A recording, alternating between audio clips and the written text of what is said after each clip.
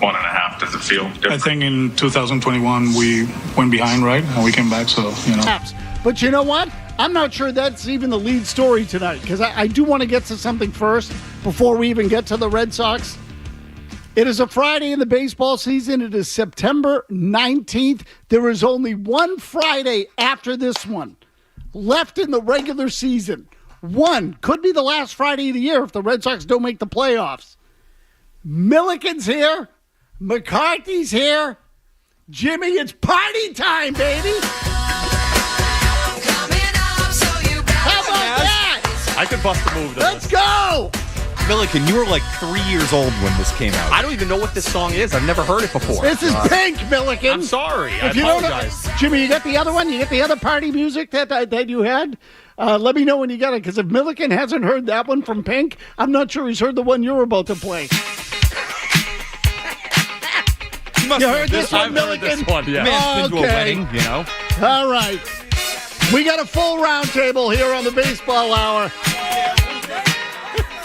Might be the last one of the year. I don't know if I'm here next Friday. We'll find out. Again, McCarthy's here, Milliken's here. There's a lot of hair in this room. Thank you. 617-779-0985 is where we're going to start on the Baseball Hour. I'm going to let each of these guys make an opening statement, particularly or hopefully a relatively brief one, Milliken. I'm the briefest person you know. And but make a point. McCarthy will make a point. I will then also make one. We'll take your phone calls. A Red Sox collapse may be upon us.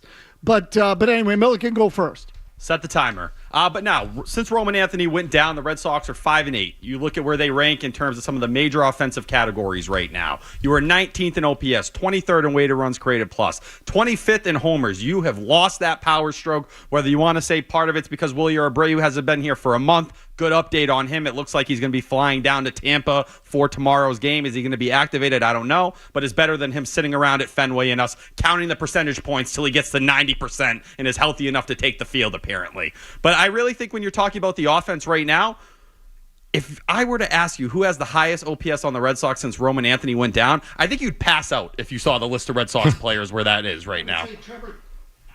I would say Trevor Story. So Trevor Story's number 2 at 917. Number 1 would be Rob Refsnyder. Number 3, Nate Eaton at 904 right now. That's pathetic. Now you drop down all the way to 4. You get Jaron Duran at 762. Narvaez next at 741. Romy Gonzalez at 736. Nick Sogard at number 7 here. We're talking two guys, Nate Eaton and Nick Sogard, who are the definition of utility players that they stash in the minor leagues for a majority of the year. Number 8 is Connor Wong, who was so bad in the first half we were counting down the days until he got his first RBI of the season. Next after that, David Hamilton. People who cry about every single time they see him penciled in the order. Okay, so what's your ultimate point? I have to go all the way down to number 11 to find the biggest signing of the offseason in Alex Bregman. And I think that's where a lot of the attention needs to be right now. Since Alex Bregman returned from his quad injury right before the All-Star break, he's been 6% below league average as a hitter. Right now, since Roman Anthony went down, if veterans were going to step up, if you were pouring it on a guy who's been a postseason performer, made the playoffs every single year of his Astros career, supposed to be the guy that is really the foundation and the culture and tone setter that they were starving so much for. One of the reasons you had to trade Rafael Devers so he could flourish and be this leader. Alex Bregman, when you needed him most, has turned into an absolute pumpkin down the stretch. There's no other way to describe it. A 564 OPS. And it goes beyond that. Masataka Yoshida right below him. 476. A guy who Alex Cora was salivating when talking about the Rob Refsnyder and Masataka Yoshida DH platoon. If you asked Alex Cora about that, he was like, book it. It's going to be great. We're not going to have an issue in DH production. Since the All-Star break, they're 25th in terms of OPS and DH production in the sport right now. That high? Yeah. You go even lower. Somehow someone's worse than Masataka Yoshida. It's the guy who's been the worst hitter in all of baseball in the second half. The worst. Every hitter, national, AL, whatever you want to do. Ceddanne Rafael at 251. These are guys, it starts with Bregman, who's a veteran, who's been that guy who's shown up in September and been that postseason performer. He hasn't lived up to it. And Scott Boras, a couple weeks ago, had that little leak to Jeff Passan saying, Alex Bregman's opting out unless there's a catastrophic slump. Guess what? This is the catastrophic slump. And where the Red Sox are right now, if you're going to turn and look at one thing, yes, you could talk about the injuries and things breaking the wrong way.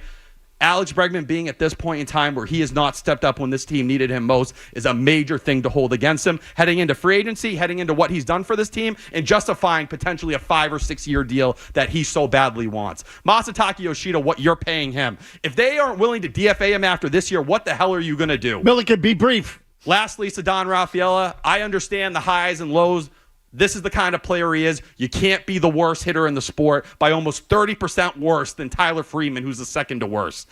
You got to be better than that, and it comes down to guys who've been on this team for a couple years now. But Alex Bregman, you are in the crosshairs right now. These guys haven't delivered, no question. McCarthy. All right, so Milliken's right. The lineup sucks and has sucked for a while since Roman Anthony went down. That being said, guys, tonight is the type of night the Red Sox and the type of game the Red Sox have won all year long.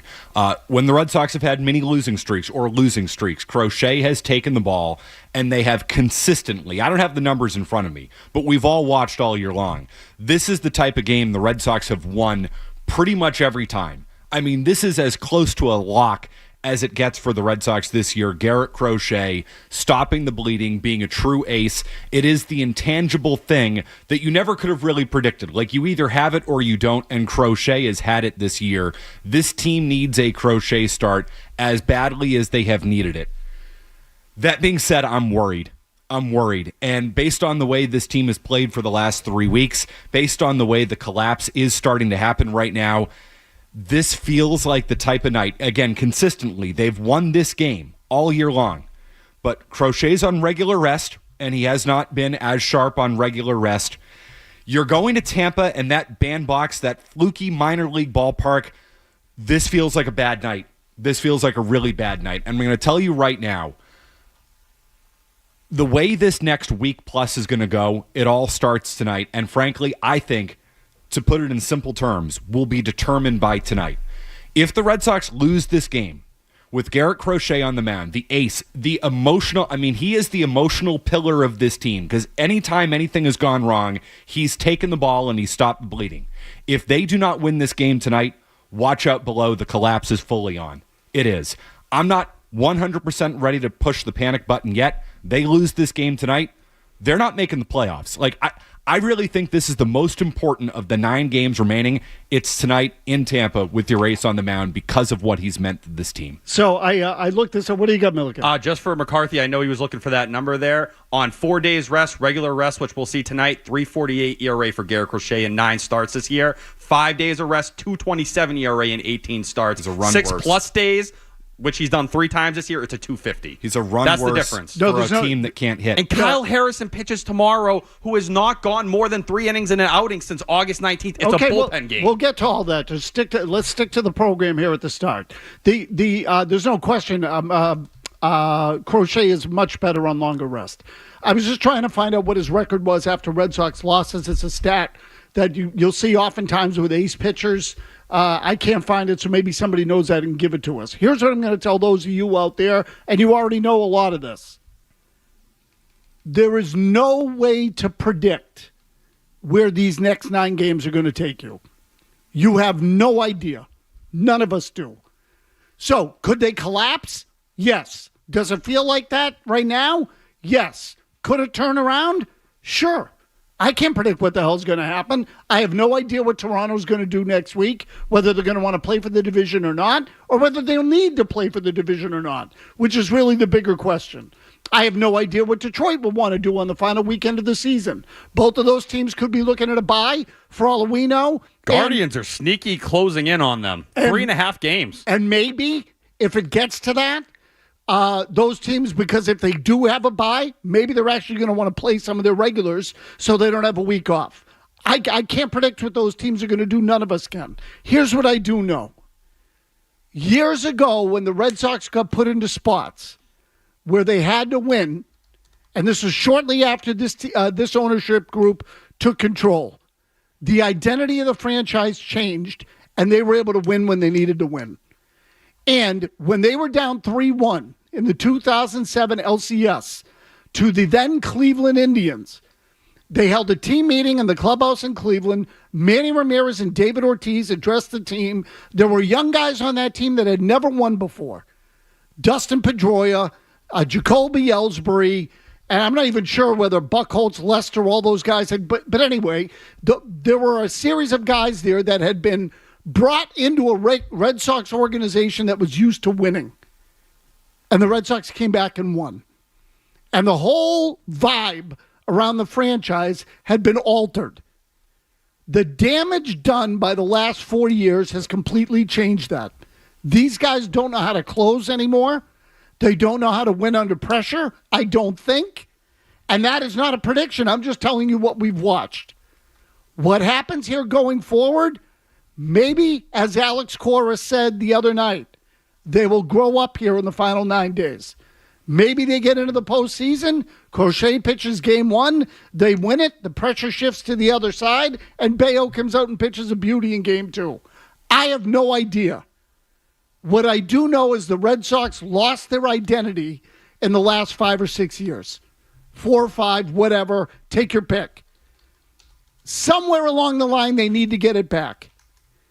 And what they face now is potentially damaging to a lot of the young guys on this roster. So that's where we're going to start. 617-779-0985. We'll get to some of the failures from earlier in the week. I certainly want to hear from you as well as from Tyler and Matt McCarthy. 617-779-0985. I see a couple of you lined up already. So by all means, give us a call and we'll take you right up until 7 o'clock. Shortly thereafter, which the Red Sox will take on the Rays in Tampa Bay. And it's day by day now, folks. Live and die with every pitch. That's where you are. Don't go anywhere. This is the Baseball Hour on the Sports Hub.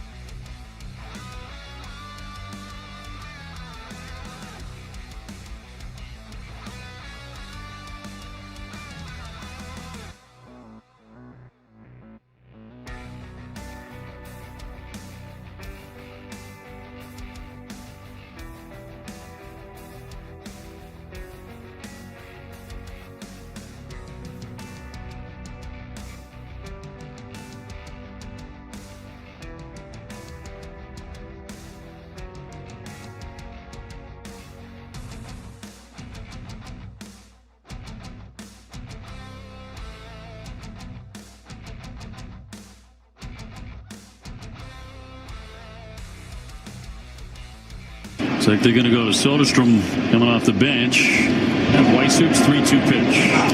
Swing a high fly ball left field. Backing up Duran. Turning around. He's going to play it off the green. Heading into third, Wilson. He's going to try and score. Here's the throw to the plate. And not a good one. So tied up 1-1 here in the sixth. The go-ahead run at second. Yeah, look, hindsight's 20/20. I get that. And I know they're trying to manage the workload of Connolly early on in his professional baseball career, but I would have loved to see him stay in this game. Yep. Get through this inning. And I know there's a method to the madness, and there's an equation to this, and trying to make sure that arm is healthy for the end of the season and beyond. But, man, he was rolling. And brings up Harris, who's 1 for 2 with a single. 1-1, and that's going to be to left field for a base hit. The A's are going to take the lead. Soderstrom is in to score. That'll put him on at first and third, and Weissert continues to give it up. 3 consecutive batters reaching here. 2-1 A's. That spot, is it more about matchup or pitch count? It's about the guy that is hitting. So you came in tonight with Early on like a hard limit of 21 batters. Didn't want him to see Rooker the third time, or? No, the game will dictate what we do. That's a good big leaguer that, he's, lefties really well, and the other guys have to do his job. That was from earlier in the week. That was Tuesday night. The bullpen blown game. Greg Weissert comes in to replace Connolly Early.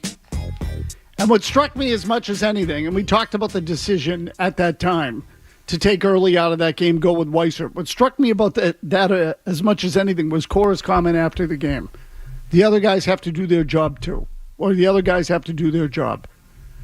He put it on Weissert. He put it on Weissert. And so I wondered, is this Alex Cora's way of saying, well, I wanted a right-handed reliever at the deadline. I didn't get him. I put Weissert in. He's my right-handed reliever in that spot. He didn't get the out, and now you're looking at me. So you want to blame me? Blame me. And again, this is me reading into it. Cora didn't say these things. But the bottom line is this. If you want to look at the reasons the Red Sox dropped 2 of 3 to the A's at Fenway Park, I can give you a million of them, and none of them are good. The offense, the defense, the starting pitching, because Bayo came out yesterday and sucked in the first inning. And frankly, looked like he didn't, I'm telling you, don't take this literally.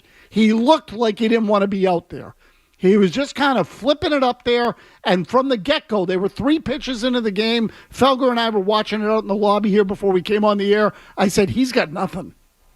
He's got nothing. And then there were a couple of pitches that were just like, let me chuck it up there and see if I get a strike out of it.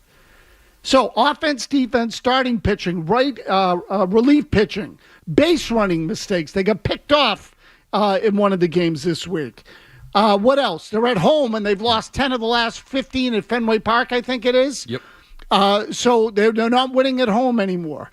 Now, as a fan, for those of you out there, you want to go back to the trading deadline? You want to go back to the overall attitude and approach of ownership and management? You want to go to any of that stuff? You want to go to the manager? Add him too. I didn't love Cora taking Connolly Early out of that game last night, or the other night. All those things are available, and we want to hear from you. 617-779-0985. Some of you are already here. Danny's in San Diego. Danny, what do you got? Hey, Anthony, how's it going? Hey, I want to go back to the beginning of the year, back in April. We traded Quinn Priester. Have you seen what he's doing right now? Yes. 19 straight wins for the Brewers when Priester's on the mound. He's 13-2. He's got like just above a 2 ERA with like a 1.2 WHIP. We traded him for Yoferi Rodriguez, who's like a double-A, and some compensatory pick this year. Are you kidding me? Holubitz, too. We could use that arm.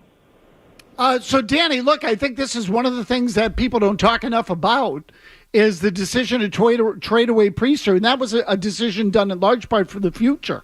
They got an extra draft pick out of it. They thought it'd be a good move. They only acquired the guy a year ago.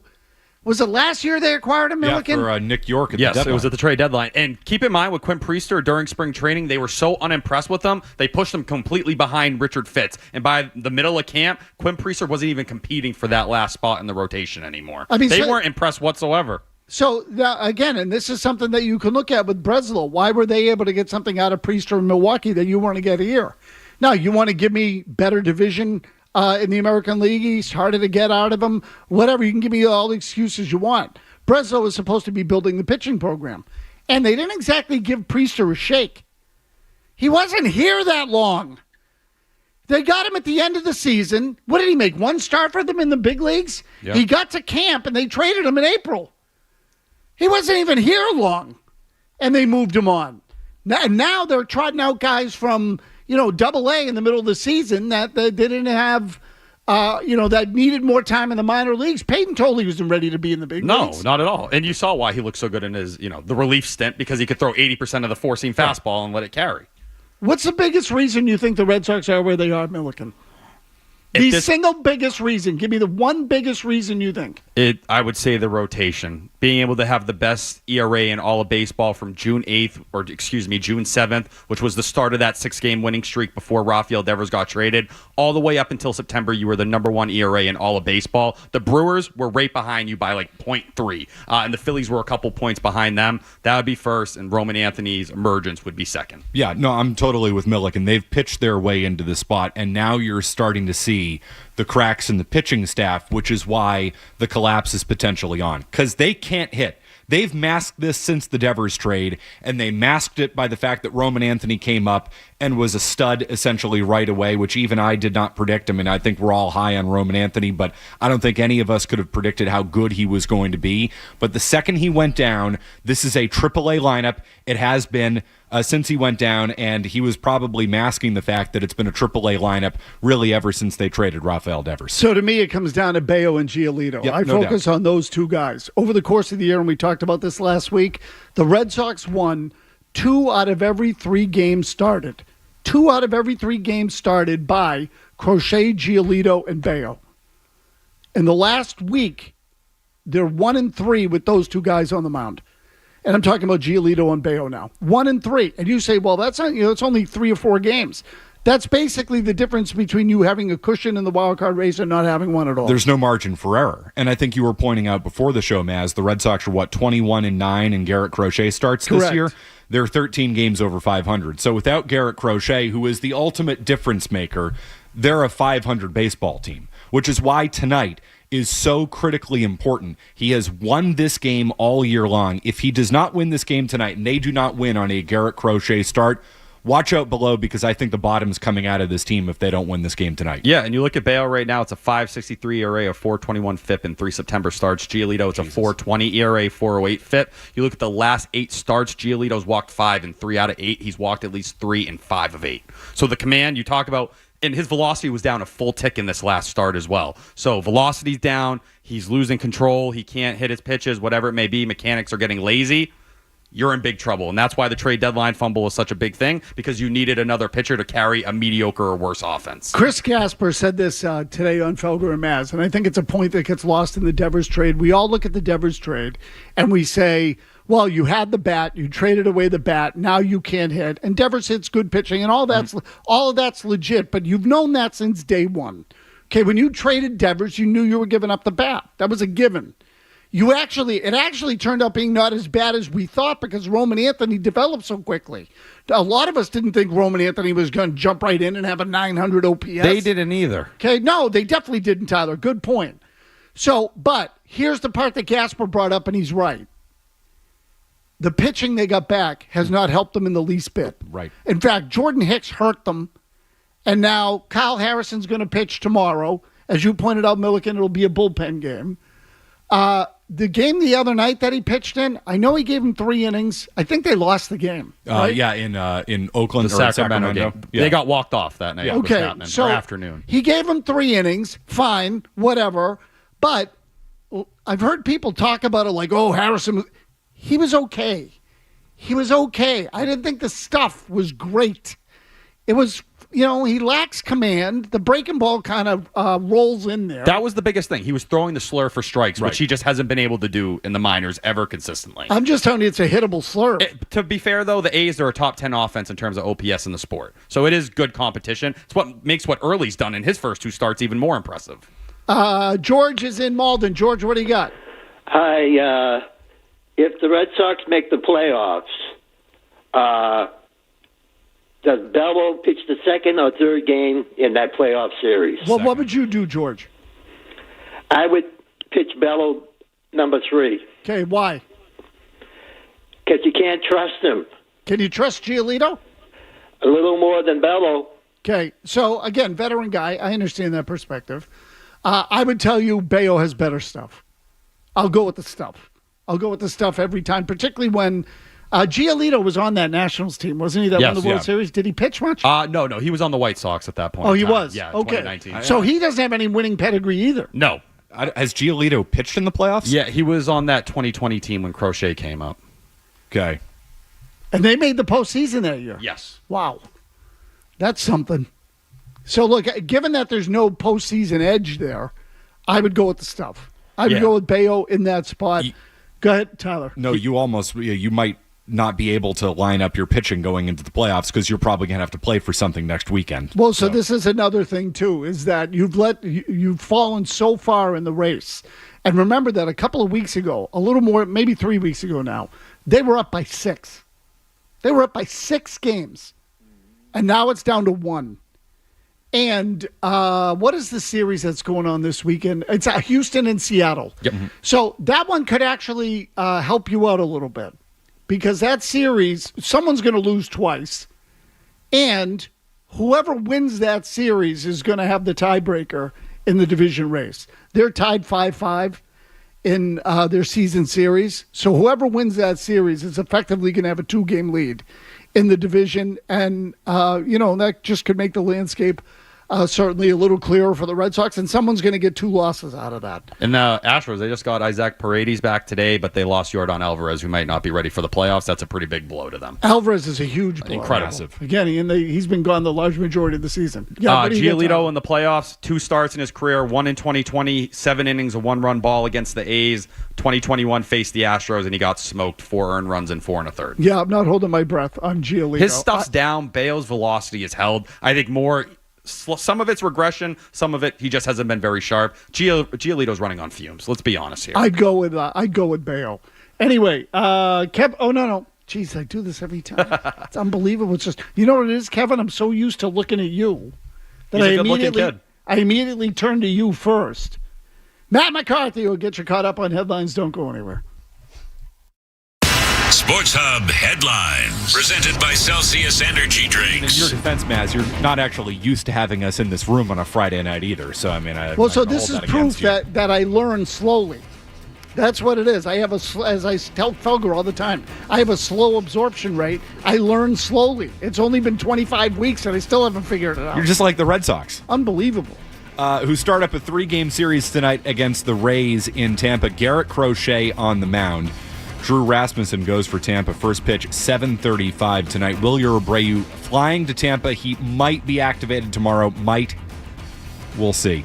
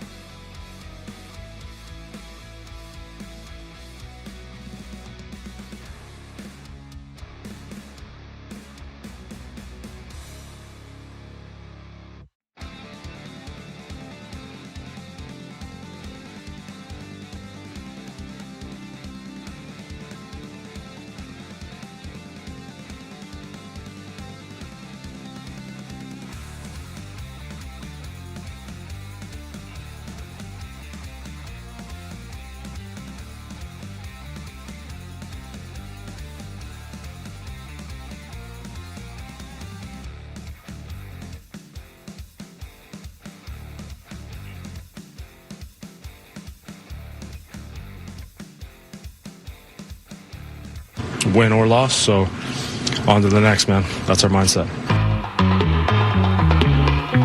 It's Trevor Story, a couple big errors yesterday. Gave up runs in both of them. I want to get to the pitching, too.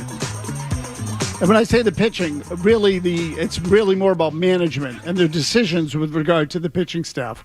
But let me ask both of you. McCarthy, let's start with you this time. How do you explain the errors by Trevor Story yesterday? First one I don't put on him. I actually thought Bregman, saw it live. I thought he might have gotten a piece of it, and Story was on the run. That was a tough luck error. Agreed. I mean, you have to charge the error, but it's I don't kill him for that.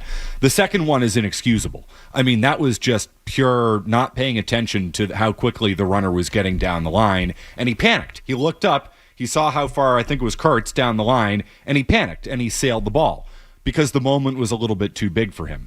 I heard you talking about this yesterday, Maz. I feel this way strongly about Trevor Story. He's had a really good year. It has blown my expectations out of the water. I don't know if he's a big game player. I don't, because he's never really done it before. The guy has basically no experience in meaningful baseball games. And that was a moment right there where the moment was just a little bit too much for him. He looked up, he realized he had kind of lollygagged it a little bit and rushed it and sailed the throw. So that's a guy who wasn't quite where he needed to be, and I worry about that because he is so important to this team. Milliken? Yeah, I think Trevor Story. Let me just interrupt. Did you see the ninth inning on Sunday night when he made a throw that pulled? It was a similar kind of play. He pulled Nathaniel Lowe off the bag, and Lowe ended up tagging the guy. But it was the same type of play. So that's now 3 throws in 4 games, at least 3, and there might have been others that I didn't see. Second time this year he's had 2 throwing errors in a game. Yep. Okay, so but again, now 3 in the span of 4 days while your season's going down the toilet. So should I read into that? I don't know if I'd look at it and say he's like going to keep doing this. I think overall this year, Trevor Story, the first 2 months of the year were pretty disappointing defensively. I don't think he ever looked like the shortstop we had seen the last couple of years, who metric-wise was amongst the very best in baseball. I think you're slowly seeing him kind of regress and show that he's probably getting closer to being a second baseman than a shortstop at this point in time. We could talk about the off-balance throws and how he does that all the time. The second one wasn't off-balance. He took a second to collect, threw, and just still missed. I step back a little bit when we say Trevor Story can't do, can he show up in a big game? Because yesterday, a homer late in the game to, try and close the gap, make it 2 runs. Even the tag-up play, that was a ballsy play. Yep. That was his fastest time sprint speed-wise, third base to home all year long. And to be fair, as I mentioned earlier in terms of OPS, out of the regulars, he's been the best hitter on the team. But I do think with Trevor Story, you're just seeing slowly but surely the regression on the defensive side. Okay, so the throwing on the run thing, he's comfy with it. He's totally comfortable with it. And this was my problem with the throw yesterday and on Sunday night. He likes to throw on the move. So why all of a sudden, I say why all of a sudden, but why set yourself? This is what I'm getting at. I think that the ball's hit slowly or right at him. He doesn't have to run. He's an athletic type of guy, and he has said a million times, I'm better when I'm relying on my athleticism. Don't think. If he thinks you have a problem. Okay, so I think what happened is that on Sunday night and yesterday, he thought the ball was hit to him, and he said, okay, it was the 9th inning with Chapman on the mound on Sunday night, and he said, let me square this thing up, take my time, and throw it over there, and he got mechanical. And the reason he got mechanical is because he didn't want to make a mistake. I think that's what happens in big spots. You get it in a mistake, you start to play conservatively instead of playing the way you would normally play, and you start doing things that are out of character. I think that's what's going on with Story. To your point, Milliken, his only mistakes were on the throws. He played a good series otherwise. Mm-hmm. But every mistake is magnified when you get to games like this at this point in the year. And when you can't score more than anything. And Trevor Story has never been a veteran guy who's played in a lot of postseason games. Hasn't happened. We were talking about the pitching staff during the break and the trade deadline. How much emphasis should we put on the trade deadline in retrospect? Oh, of course we should put emphasis on the trading deadline. I mean, they made a mistake the same way that we should put emphasis on the Rafael Devers trade. Yes, and I think what you're seeing now, Maz, is a team that is doing what they can in the absence of a move at the trading deadline, which is calling up all these young pitchers, because that's really the only move they have left, because they didn't go out and get a veteran guy. They didn't get Joe Ryan. They didn't get a righty in the bullpen. So how are we going to approach this? Well, we're going to call up Early. We're going to call up Tolley. We're going to call up Harrison. And who the hell else knows they could potentially call up over the course of the next 9 games, because I think they're putting literally everything on the table because they have to, because they didn't do what they needed to do at the deadline. I mean, so I guess I'll give them some partial credit. I mean, obviously, Early has been a revelation in his first 2 starts. I don't think any of us saw it coming. Tolley was electric yesterday. Maybe if you get to the playoffs, he's a 7th inning guy for you. I mean, he very well might be. So I'll give them credit for being aggressive with their prospects and not treating them with kid gloves. But undeniably, it's a reaction to the fact that they didn't do what they needed to do at the deadline. Hell, they probably tried to trade a few of these guys to get veteran guys. So I'm glad they're here, but let's just acknowledge the reason why they're here. Is that true? Do you think that they had no intention of bringing those guys here, and the only reason they did is because they were forced to? Yes. I don't believe Peyton Tolley or Connolly Early. Maybe you would have saw Tolley in a relief role, but the fact that they went to Connolly Early after Kyle Harrison essentially had an ankle issue, he was the 3rd guy in order that they ended up going all the way down to. And this includes Richard Fitz getting hurt, at the end of August or beginning of September, whatever it was. Sneaky big injury. Yeah, who they were penciling into a rotation spot and was supposed to be a main factor here that eventually led to the release of Walker Buehler. Cooper Criswell would be getting opportunities. Tanner Houck, if he didn't get hurt. Cutter Crawford, Hunter Dobbins. These were all guys. Patrick Sandoval, they thought was going to be back in the middle of the year. Another guy who you paid to rehab and he wasn't able to get anything or give you anything in the first year.